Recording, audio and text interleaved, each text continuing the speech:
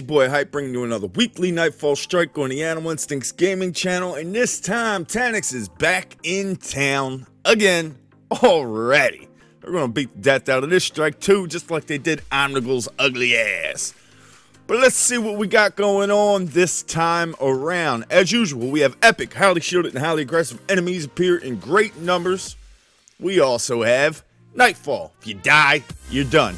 All players die, your fire teams return to orbit. This week's damage of choice is Arc Burn. Arc damage from any source is greatly increased. We also have Specialist. Special weapon damage is favored. And last but not least, we got Light Switch. Don't get knifed, bitch. Minions of the Darkness deal much more melee damage. Now I'm going to be going in there with my level 34 Warlock. We're going to be going in with my 365 Fatebringer. I need to put a lock on that thing. That's not locked. That ain't good. I'm also going to be going in there with the 365 Patience and Time. And that's going to be the main thing I'm using with between the Arc Burn and the Specialist.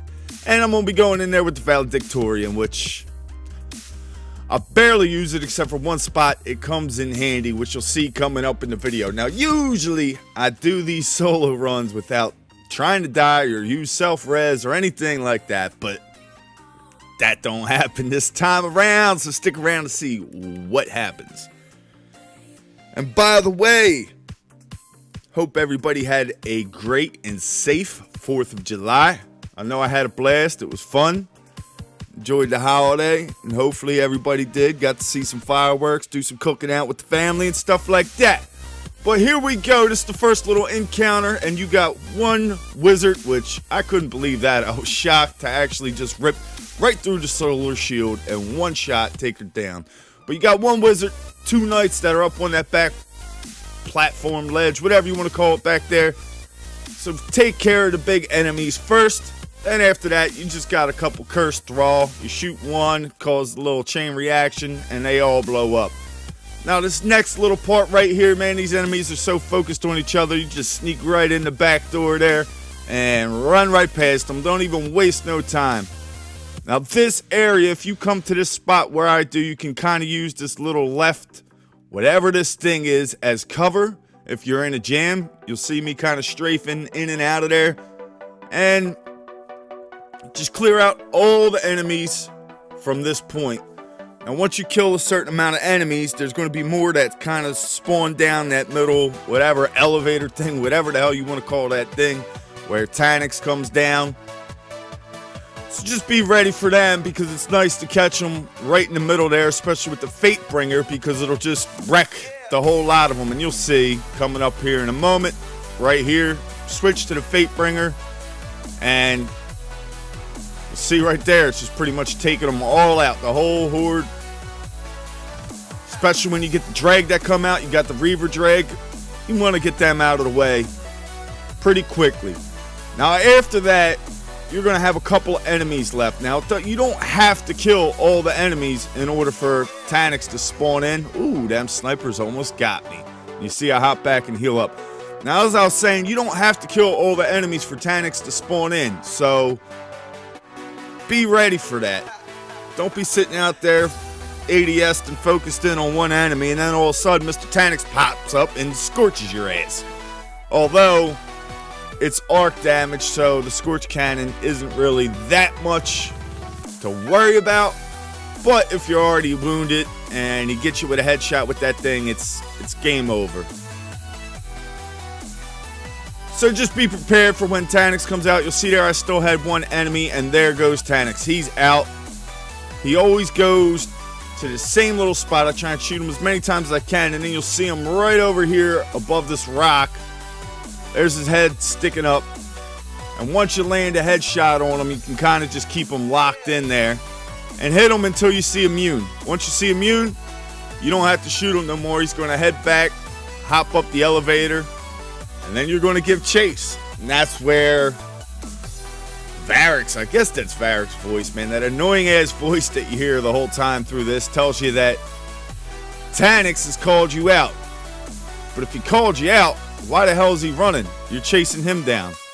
So here's the next little main area right here, and I like to come down, clear everything out of that doorway, and that heavy ammo was so tempting until I saw his ugly ass turned and ran. But I like to come back to this doorway right here, shoot Taniks up enough times to where you do enough damage, he's going to be gone and out of your way, and then from here it's just target practice, just sniping all the enemies from a distance. So I'm going to speed this portion up right here. Why not? Why we got to sit here and watch the whole thing? It's just standing at a doorway. If you get hit up, step behind the wall, heal up, come back out, take out some more enemies. Now coming up here in a moment, this is actually where this is where I have to use the self-res, man, but really it doesn't matter too much because with any character, if you use their ability, Hunter, you can go invisible. And you wouldn't have to worry about the self-res. Titan, you can use the bubble, or you could even throw your nade that blinds the enemies to get to this location that I get to. So I wouldn't worry about it regardless of what character you are. You will be able to get to this spot. Now, this is where I like to bring a rocket out, aim down this little corridor right here, and once you see the whole pack of enemies, shoot your rocket down there. Now, hopefully it takes them all out, but for me, it didn't do it that time. So I had a couple more enemies down there to still kill. I was taking some damage, but this is not where I die. Head out to the middle. You got a couple drag out here. Kill them. Whatever you do, try to make sure you don't kill anything that's all the way in the back. The Reavers, the Vandals. If you do that, that's what's going to activate the tank, the walker tank. But come all the way to the back here, and then you see this ledge, hop up onto this ledge, and right there, there it is. That's where I went down, and that's just because of that arc. That arc damage is serious, but like I said, if you're a hunter, you can go and viz, hop up on the crate that's right down there, and then hop up. If you're a Titan, you can put a bubble down, Blessings of Light, you're going to be able to take that extra damage, plus you'll get up there a lot faster as a Titan, and it's no problem, trust me, no problem. But from here, if you press the back button, bring out your ghost, that's going to open up this little door right here. Now from here, if the tank's shooting at you, you want to make sure you're all the way in there. Once he's done shooting, after a blast, come out and 3 shots to the leg, he's down. Then shoot him in the neck, and I mean, this thing did not stand a chance. Really did not. Not with the specialist and with arc burn on top of that. But once it gets back up, you see I bring out the ghost, head back in, and you got to watch out for 3 snipers across the way. Take them down, and then finish off the walker. One thing you do have to watch out for, though, well, there's 2 things. One is if that door closes and you're stuck out there. You don't want to be trapped out there. The other thing is don't stand right in the path of where the door opens and closes, because believe it or not, I did get crushed before by that door. Misadventure, game over. You're starting back. So just be careful of that. I mean, the tank's pretty easy to take out, and you just don't have to deal with all the other enemies. If you're back there, you got the exploding skanks, the explosive skanks. Imagine that. And you also got all the rest of the enemies, the invisible guys that will come up and light switches on. So if you get knifed, it's game over. So it's just a lot easier if you hop up here. You don't have to deal with all the rest of the mess. It's pretty much just you and the tank. But after the tank's down, you're going to have a couple of skanks that come out to play. Take them down, and then there's a few more drag. Once you clear them out, you're going to make your way through this next corridor, which don't go rushing in there because Taniks is going to spawn in. And this is where, you know, normally the rocket, Gallahorn, or whatever would just wreck them. But here, I should have sniped them. If I would have sniped them and did enough damage, then you don't have to deal with nothing else in this hallway. If you don't do enough damage, then he waits for you around the bend. And he kind of ran right away, too, so really didn't have much of a choice, but I should have sniped him, so keep that in mind. Bring out your sniper. Now, I'm going to bring up a comment from last week's solo run. And this one's from DeAndre. He says, I'm like the lonely survivor without my galley. But he did get the black hammer finally, and man, that's just the way it is with the galley, man. Some people get it. Once they get a ton of them, aka Doc. And some people, it takes a year to get one, aka Rose. But you'll get yours, Dre. You know it.